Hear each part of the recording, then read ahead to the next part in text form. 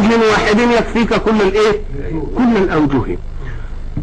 ولذلك يجب ان نستعيذ بالله من ان نصنع تصرفا يرضي عنا اليهود او النصارى، لان معنى انني اتصرف تصرف يرضي اليهود ولا النصارى انني بحكم الله علي تبعت ملتهم، لانه قال لن ترضى حتى تتبع ملتهم، لن ترضى حتى تتبع ملتهم. فنعوذ بالله ان نكون منهم محل الرضا. ويجب ان تفرقوا بين الرضا وبين التعايش، فيه فرق بين الرضا وبين التعايش، لان التعايش يقتضيك ان تتحمل فعل قالب ولكن لا بحب قلب. نعم. لا بايه؟ والرضا ايه؟ اذا ما هو الرضا؟ ان تقبل فعل القالب بحب القلب، اللي يحصل انت عايشه وحبه. انما تتعايش تقول له لا اهو يعمل العمل انا مش راضي عنه، انما هو عشان نتعايش.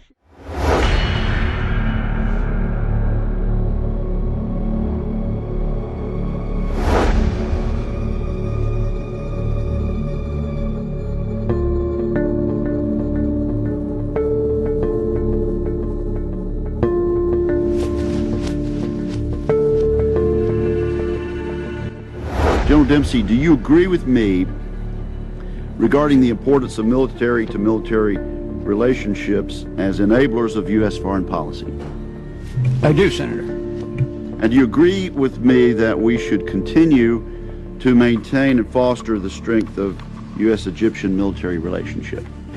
I do. If our government decides that they have to take some action based on existing legal frameworks and restrictions, I would recommend that we find a way to restore those as quickly as possible, even if it meant conditioning them some way. But I very strongly believe we have to maintain our contact with the Egyptian Armed Forces.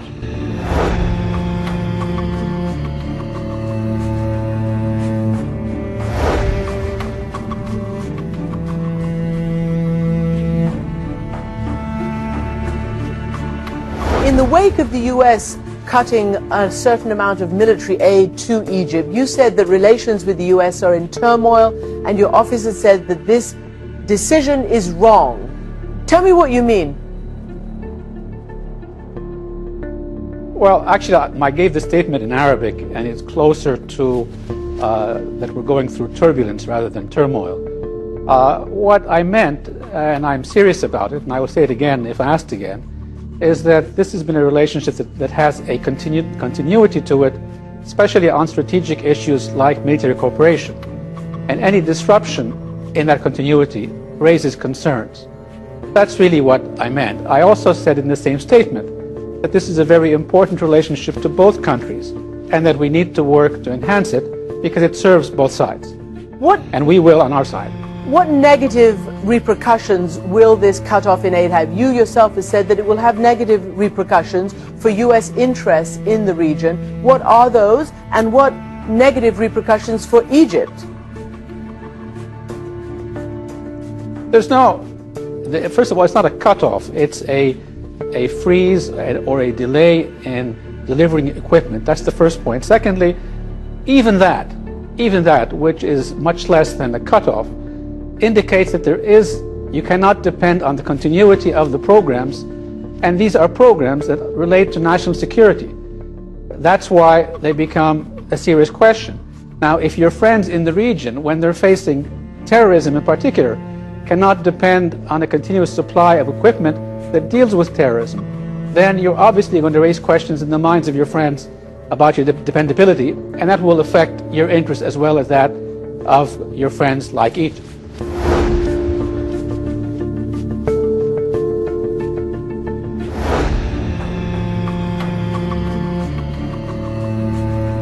Of course, what neither of those sides understands here is that America's government doesn't especially care who's running Egypt as long as we have influence with them. That is why we send them $1.6 billion in aid each year. That's right. By the way, we send Egypt $1.6 billion in aid each year, and we do not want to stop doing that.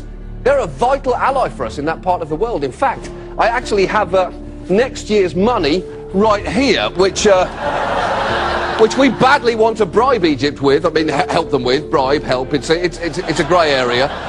The point is, who should I make this comically oversized novelty check out to? US law, the Foreign Assistance Act of 1961, explicitly says the administration cannot financially support an army that is involved in a military coup. What? So now we can't even give Egypt money? Throwing money at the problem has long been the backbone of America's foreign policy. It's not good news. This is not good news that we are prevented by our own laws from giving strategic allies any sort of coup aid. Oh, yeah. Oh, God, no, no, no, no, no. No, no, no. I clearly said coup aid, not Kool-Aid. You are paying for that wall. So it looks like we have us a problem here. Because we want to keep giving Egypt money. But you can't really deny that this was a coup, right? Legal determination that a coup happened would require a suspension or cutoff in all non-humanitarian assistance to Egypt, including the $1.3 billion in FMF. Is that correct? Well, Matt, because we're not there, we haven't made that determination. I know, but the determination that determination would trigger a cutoff or suspension of the assistance. Is that correct? Again, I don't want to be analyzing what the legal options are here. That is being closely looked at. Wait, so that's our strategy? We think we can get around our own coup rule if we can just manage to not use the word coup. This is like a game show. Your challenge is to describe the events in Egypt, but if you say the word coup, you will lose everything. It's like the $100,000 pyramid, except it's $1.6 billion and the pyramid is an actual pyramid. So, let's do this. Let's do this thing. Let's play. Here's our first contestant, State Department spokesman Jennifer Psaki. Let's go. There are a number of factors that are being closely looked at. There is a broad legal definition that is applicable in many cases. A wide-ranging, high-level interagency process determining the next steps on our policy for Egypt. There are millions of people on the ground who do not think it was a coup. Wow, she's good. She is going Kama Sutra on the English language, bending words into all kinds of exciting, exotic positions before reaching a climax of meaninglessness. Will you let us know when the heat from the flames of the burning hoops that you're jumping through to avoid taking a position on this get too hot? Or will that just be obvious from what Matt, you're saying? if you're having a good time today, I'll be back here tomorrow. We'll do this again. Oh, those two are going to like rabbits when they get home. That's a fact.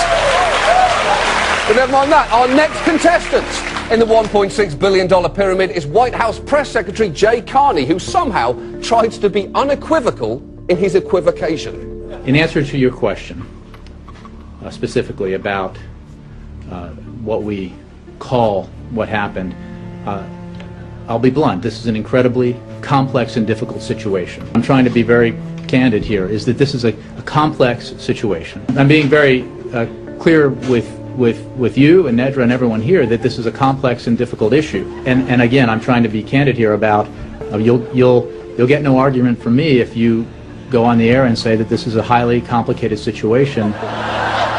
That poor man. I honestly cannot tell if he's doing a terrible job or just has a terrible job. I think it might be 100% of both.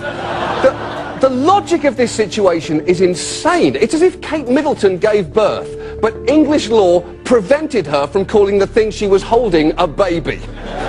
Yes, this tiny human emerged from my womb after 9 months of gestation, but is it a baby? I don't think we should get bogged down in calling it that quite yet. The problem is, we can try to parse words on this all we want. We can call this a Morsiectomy, you know, a surgical removal of a man from the body of the country he was hurting. But everyone's going to know what we're saying. Let's be clear here. We can describe what happened in Egypt as a complicated and multifaceted copulative situation, But everyone knows that that is just a fancy legal way to avoid calling it what it is, a complete cluster.